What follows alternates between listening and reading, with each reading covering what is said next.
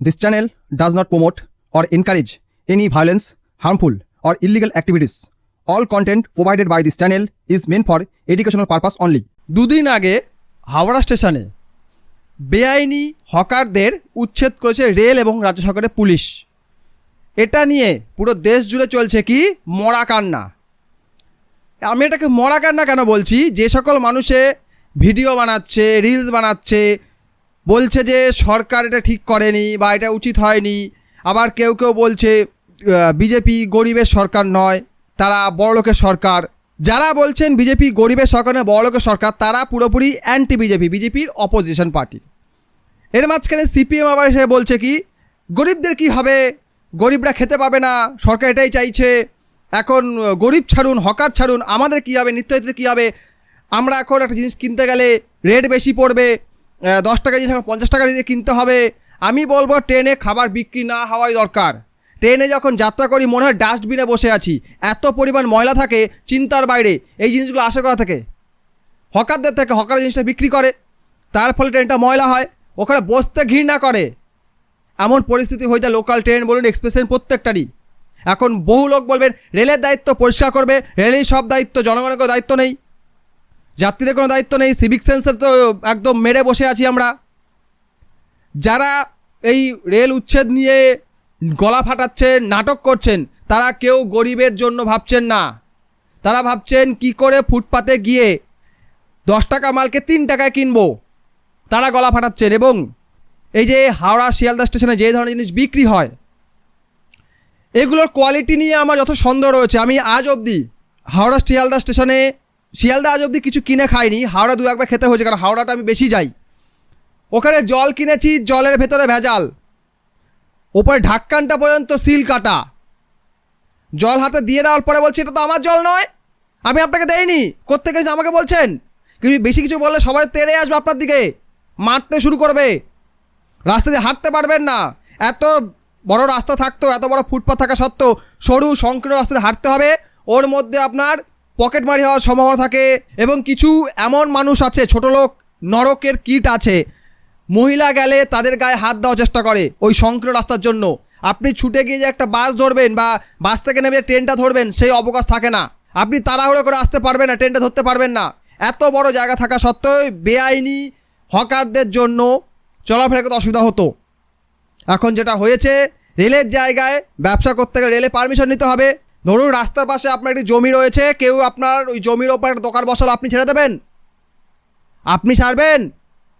যারা গলা ফাটাচ্ছেন গরিবদের জন্য, হকারদের তুলে দিয়েছে, কেন তুলবে, এত কিছু বলছেন, আপনার জমিতে আমি গিয়ে দোকান করবো, আপনি ছেড়ে দেবেন আমাকে বসতে দেবেন? এখন বলবে এত জমি আছে ভাই, রেল ন্যাশনাল প্রপার্টি, জাতীয় সম্পত্তি।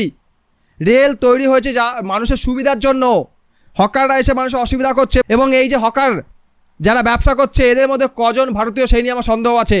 আমি দীর্ঘদিন কলকাতা যাতায়াত করছি, দীর্ঘদিন হাওড়া শিয়ালদা যাতায়াত করছি, আমি এখানকার পরিস্থিতি খুব ভালো করে জানি। এবং আমি রাত্রে যাতায়াত করি, মধ্যরাতে যাতায়াত করতে হয় আমাদেরকে, তখন আমরা দেখেছি অটো চালকরা তো মানে কি বলবো, আপনার গায়ে অটো তুলে দেওয়ার অবস্থা করে, এমন পরিস্থিতি ওখানকার।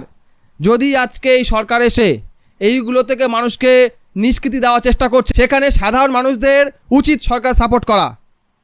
এই জিনিসগুলো বন্ধ হওয়া উচিত। ফুটপাত রয়েছে হাঁটার জন্য, ফুটপাত দোকানদারি করার জন্য নয়, ফুটপাত ওটা দিয়ে হাঁটাচলা করার জন্য, ওটাকে বন্ধ করে দেওয়া হয়েছে। দেখেছে গাড়ি দাঁড় করে রাখা হয়েছে, ফুটপাত থাকা সত্ত্বেও রাস্তার মাঝখান দিয়ে হাঁটতে হচ্ছে এবং দুর্ঘটনা ঘটছে। যারা চেঁচামেচি করছেন, যারা বলছেন এই হকার তুলে দিয়েছে, ঠিক করেনি, এই গরিব মানুষদের কী হবে, তারা কাজ করুন, নিজের বাড়িটাতে ছেড়ে দিন, নিজের চাকরিটাতে ছেড়ে দিন, তারপর বড় বড় কথা বলবেন। এই যে যারা ভিউজের জন্য ভিডিও বানাচ্ছেন না, গরিবদের কী হবে, গরিবদের কী হবে, ভাই গরিব কেউ নেই এই দেশে, গরিব কেউ নেই। যারা গরিব আছে নিজের দোষে আছে। এখন যা অবস্থা, কারোর যদি ন্যূনতম লেখাপড়া থাকে সেও একটা কাজ করতে পারে, কাজ খুঁজে নিতে পারে। তাও যদি না থাকে, যে কোনো উপায়ে কাজ খোঁজা সম্ভব, যদি করার ইচ্ছা থাকে। কিছু ছেলে পুলে আছে, কিছু মানুষ আছে যারা আড্ডা মারা, গুটখা খাওয়া ছাড়া তাদের কোনো কাজ নেই। তাদের উন্নতি কী করে হবে? মদ জুয়া, মেয়ে মানুষের পিছনে ছেলেরা মেতে আছে, মদ খাওয়া বন্ধ করতে পারবে না, জুয়া খেলা বন্ধ করতে পারবে না, যা কামাই করছে জুয়ায় উড়িয়ে দিচ্ছে, মেয়েদের পিছনে লেগে আছে। রাস্তা দিয়ে কোনো মেয়ে গেলে শান্তি যেতে পারে না। তাকে বিরক্ত করা অভ্যাস এদের। এই ক্রাইম হবে কেন? এটার জন্য দায়ী কারা? যদি সরকার আজকে এই সকল অবৈধ নির্মাণকে ভেঙে দেয় এবং এতে জনগণের ভালো হয়, আমার মনে হয় জনগণের উচিত এটাকে স্বাগত জানানো। যারা ভিডিও বানিয়ে গরিবের জন্য গলা ফাটাচ্ছেন, কেউ গরিবকে ভালোবাসেন না, কেউ গরিবের পাশে নেই। এখন বহু মানুষ এসে আমার ভিডিওতে গালি দেবেন, আপনি দিতে পারেন, আমার কোনো অসুবিধা নেই। যেটা রিয়েলিটি, যেটা সত্যি, সেটাই আমি বললাম। এই হকারদের জন্য ট্রেনে যাতায়াত করতে বিরক্তি লাগে। ট্রেনে ভিড়, দাঁড়ানোর জায়গা নেই, হকার ঠেলে ঢুকে যাচ্ছে। ওর বাবার ট্রেনটা ওর জন্যই তৈরি হয়েছে, ওর হকারি কাজে তৈরি হয়েছে, মানুষের যাতায়াত করার জন্য নয়। কাজেই একটা কথাই বলবো, যারা ভিডিও বানাচ্ছেন একটু দায়িত্ব নিয়ে ভিডিও বানান। মানুষের মধ্যে মিস ইনফরমেশন ছড়াবেন না, মানুষকে বিব্রত করার চেষ্টা করবেন না। ভিডিও ভালো লাইক করবেন, কমেন্ট করবেন, বন্ধুদের সঙ্গে শেয়ার করবেন। এই চ্যানেল নতুন হলে সাবস্ক্রাইব অবশ্যই করবেন। ভিডিও দেখার জন্য অসংখ্য ধন্যবাদ।